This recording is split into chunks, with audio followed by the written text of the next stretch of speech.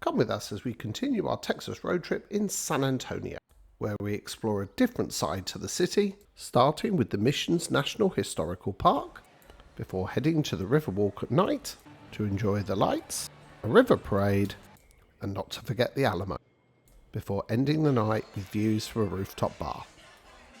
Plus we visit the characterful Pearl District, with its historic brewery converted into a vibrant neighbourhood, and the boutique Hotel Emma. So come explore some different things to do in San Antonio.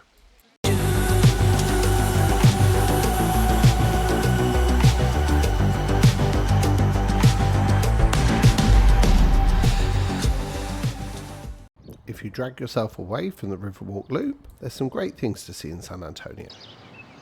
So as you can see, we are here at the San Antonio Mission's National Park. And you can probably see that everybody heads up to the Alamo. There is actually a whole run of these all the way down up to where we've actually come today to see probably the best collection of them. And collectively the missions are a UNESCO World Heritage Site. So here we are, visitor centre behind me. I got an Uber down, it was about about $12 actually with tip. But here we go, and best of all, because it's the National Park Service, it's absolutely free to go in, and timed it just perfectly. You see behind me here, they're just doing a ranger-led tour as well, so happy days.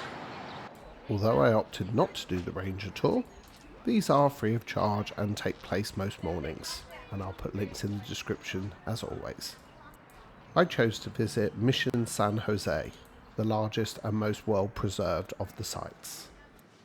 The Mission's National Historical Park is a collection of 4 Spanish missions dating back to 1700, and surprisingly does not include the Alamo, which is the most popular due to the iconic battle, but the remaining 4 missions give you a much more sense of history. So I had a little bit of a quandary about which one of these to visit. I mean, if you're tight for time, then coming to the Alamo, it's obviously dead centre in the city centre, but it's well worth getting out here because of the sheer scale of this. Everyone says about how small the Alamo is, but I think this will do the job quite nicely. All the missions can be found south of San Antonio city centre, and all are connected along the historic Missions Trail, which stretches 6.5 miles between the 4 missions, and 10 if you also include the Alamo.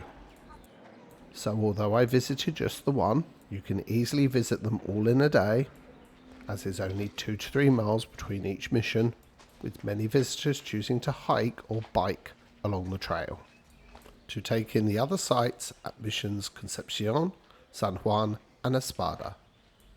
However, as you can see, Mission San Jose is on an impressive scale and very well preserved. So aside from tourists, it was very popular during our visit, with photographers capturing special occasions. And particularly on the day of my visit, graduation photos. So do be mindful of jumping into each other's camera shots. So very, very impressive. About 300 years old. I believe that's called the Rose Window. Well, I'm not sure that ladder was here 300 years ago.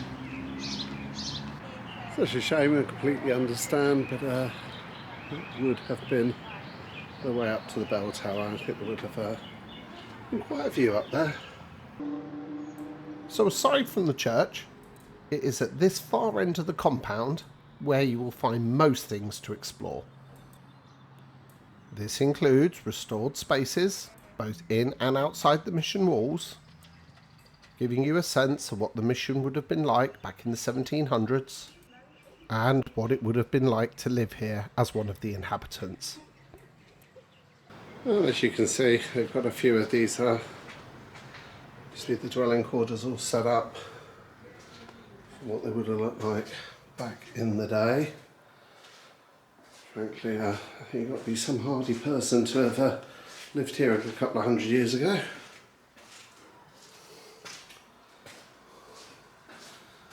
But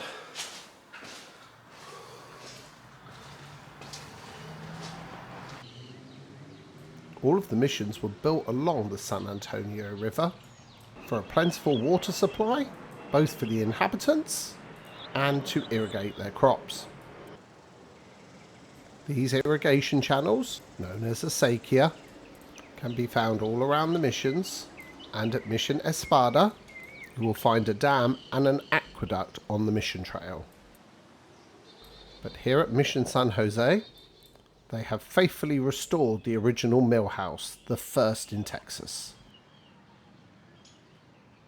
And taking in all this history, it's worth noting you can get audio guides from the visitor centre, but can also listen to them on your phone on the National Parks website. And we'll put links in the description as always. But as the centrepiece of the mission, it seemed only fitting to leave the chapel to be the finale of the visit, which is still an active place of worship and continues to hold services and mass on a Sunday. So there we go, wrapped up. San Antonio Mission's National Park. Is it worth it? You know what? It was a bit out in the sticks, about $25 round trip in an Uber. But you know what, for comparison, compared to just the Alamo, which is probably what most people will say, I would definitely say, well, worth a trip out. And I only did one of these missions. There's a whole trail of them. You could probably do a whole load of them in a day. But, you know, I think whichever one you chose, you can't go much wrong. So if you had the time in San Antonio, as we mentioned earlier, they're all spread out the missions along the river. So if you are feeling somewhat energetic, notice behind me here, there's a whole load of e-bikes that you can rent. But frankly, in the Texas heat, I'm getting an Uber. So after heading back into town and a shower and change, it was time to head out to the Riverwalk for the evening's festivities. But firstly, I headed for a spot of dinner at Domingo, the great riverfront location, located under the Canopy Hotel by Hilton. It serves a contemporary South Texan menu in a fab location. And afterwards headed up to the St. Mary Street Bridge for a great vantage point, as that evening we were lucky enough to experience one of the city's festival river parades. Now the Riverwalk, with its lights and atmosphere, is a great night out on any evening. But the eclectic mix of themed riverboats along with music really took things to the next level. Now these parades are not a regular occurrence and happen around certain events, or in our case, a travel convention being in town. I'll put links in the description to their calendar, as the dates are varied, but include, to give a few examples, the Day of the Dead, Pride, or St. Patrick's Day. But kudos to the city, as had gone all out on this occasion with a variety of floats and viewing areas. So remember, if you're enjoying this video, make sure you check out the others in our Texas 2-stop series. But most importantly, we please ask that you hit that like and subscribe buttons. It really goes a long way to help support this channel and bring you even more content in the future. But for now, with the parade over, the Riverwalk returned to normal. So headed up the stairs for a stroll around the city at night, past the Torch of Friendship, and up to the Alamo Plaza, which you will find eerily deserted at night compared to the hustle and bustle of the daytime.